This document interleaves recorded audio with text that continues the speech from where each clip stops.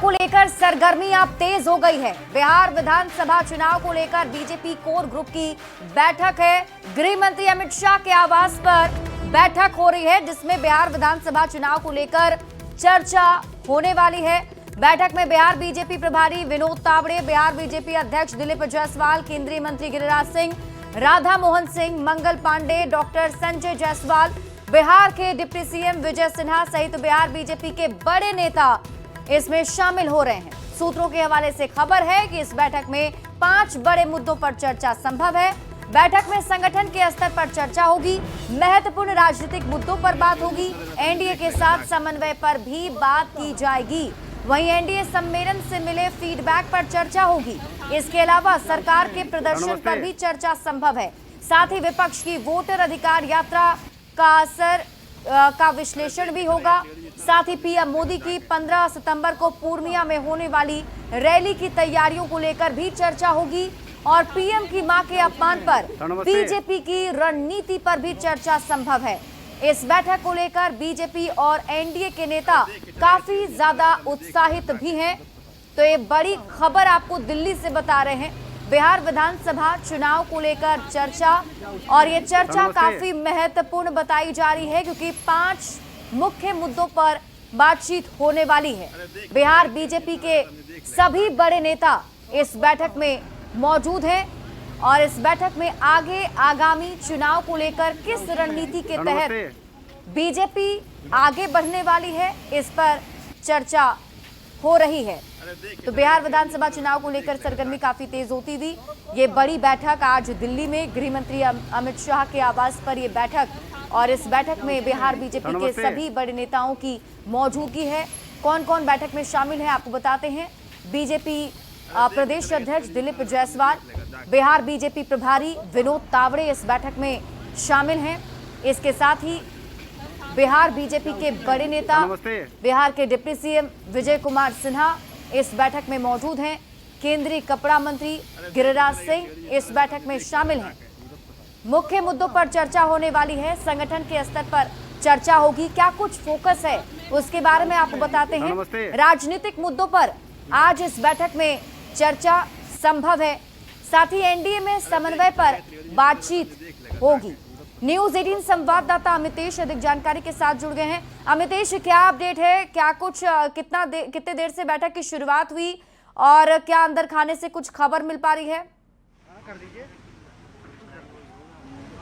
देखिए, 2:30 बजे से बैठक निर्धारित थी और 2:30 बजे से बैठक शुरू हो गई है। इसमें गृह मंत्री अमित शाह मौजूद थे, बीजेपी के राष्ट्रीय अध्यक्ष जेपी नड्डा भी इस बैठक में मौजूद थे। लेकिन 1 घंटे के बाद लगभग 3:30 बजे जेपी नड्डा का कुछ और कार्यक्रम तय था पहले से, इसलिए जेपी नड्डा यहां से निकल चुके हैं। लेकिन गृह मंत्री अमित शाह के साथ अभी भी बैठक चल रही है। इसमें बिहार बीजेपी के तमाम जो प्रमुख नेता हैं, वरिष्ठ नेता हैं, वो इस बैठक में मौजूद हैं। जिसमें प्रभारी विनोद तावड़े, सह प्रभारी दीपक प्रकाश हैं, संगठन मंत्री भिखू भाई दलसानिया, प्रदेश अध्यक्ष दिलीप जायसवाल हैं, डिप्टी सीएम विजय सिन्हा इस बैठक में मौजूद हैं, गिरिराज सिंह, राधा मोहन सिंह, मंगल पांडे, संजय जायसवाल इस बैठक में मौजूद हैं। लेकिन जो उप मुख्यमंत्री सम्राट चौधरी हैं वो जीएसटी काउंसिल की बैठक में चूंकि शिरकत कर रहे हैं अभी, इसलिए वो अभी बैठक में नहीं पहुंचे हैं। थोड़ी देर में उनके भी आने की संभावना है। थोड़ी देर में ही सम्राट चौधरी पहुंच जाएंगे। तो निश्चित रूप से ये बैठक काफी महत्वपूर्ण है क्योंकि विधानसभा चुनाव मुद्दे हैं जिन पर फोकस किया जाना है।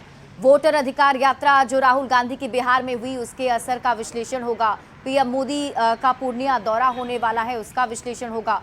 क्या कुछ और मुख्य मुद्दे इस बैठक में होने वाले हैं?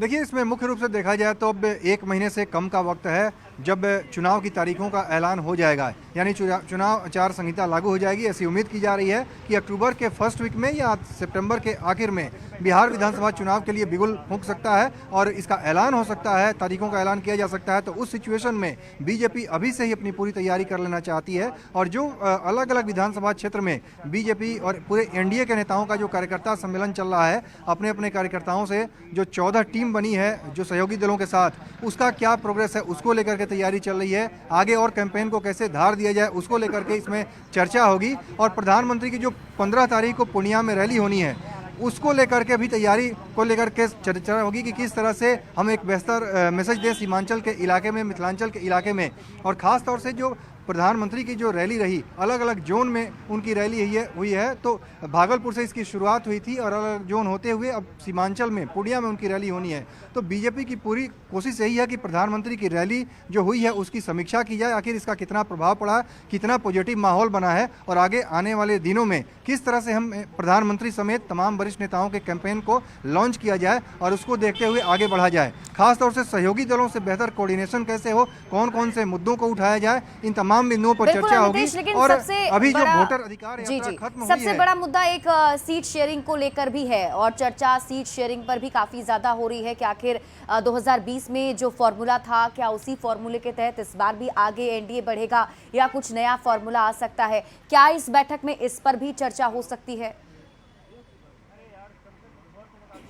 देखिए, जो हमारे सूत्र बता रहे हैं उसके मुताबिक जब इतने लोग बैठे हैं तो इन सभी लोगों के बीच में सीट शेयरिंग को लेकर के तो चर्चा नहीं हो, केवल मुद्दों पर चर्चा हो रही है और कैंपेन को आगे बढ़ाने को लेकर के और सहयोगियों में समन्वय बेहतर बनाने को लेकर के कौन कौन से मुद्दों को आगे लाया जाए उसको लेकर के चर्चा हो रही है। सीट शेयरिंग का जहां तक सवाल है, अलग से जो वरिष्ठ नेता हैं वो उनकी मुलाकात होगी। अमित शाह, जेपी नड्डा रहते हैं और बिहार बीजेपी के 1 से 2 ही नेता उस बैठक में शामिल होते हैं और अलग अलग सहयोगियों के साथ उनकी बैठक होगी, जिसमें जेडीयू के 1-2 नेता होते हैं। फिर जब चिराग पासवान और उनके साथ 1-to-1 बातचीत होती है तो इसी तरह से अलग अलग दल के जो प्रमुख नेताओं की बैठक होती है। इतने जो लोग एक साथ बैठे हैं, जिसमें 10 से 12 जो नेता मौजूद हैं, इतने लोगों के बीच में सीट शेयरिंग पर चर्चा नहीं होगी। ठीक है अमितेश, आप इस खबर पर नजर बनाकर रखिए। शुक्रिया इस अपडेट के लिए।